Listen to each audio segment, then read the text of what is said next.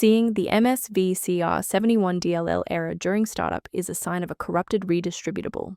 I'm Sophie Chen, a Windows support engineer, and I'm going to guide you through the official fix. This DLL file is a Legacy C Runtime Library from the Visual C++.NET 2003 era.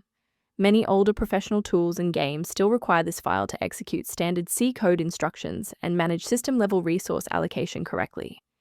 Now that you know how the file works, let's focus on the how and fix the issue. The best way to fix this is to reinstall the official Microsoft Visual C++.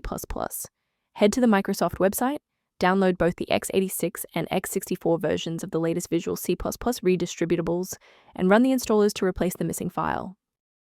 If the installer was unable to bridge the gap, we will move to phase 2 of our diagnostic to refresh the system's memory.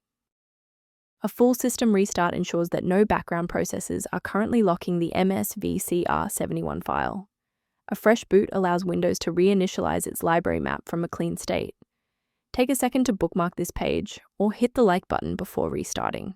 That way, you can easily resume this guide once your system has finished rebooting. I want to share a quick best practice that will help you avoid security complications in the future. If you're attempting to register the Msvcr71.dll yourself, be aware that manual file placement frequently leads to severe software layer conflicts and long-term data corruption. Let's conclude by looking at how a system maintenance utility can help keep your performance optimized and your libraries synchronized. Ready for a more stable, error-free workstation with efficient resource allocation? Click the link below for the utility and manage the Msvcr71 configuration. Liking this video tells us which technical fixes, like this one from Microsoft Visual C++, are most helpful to you.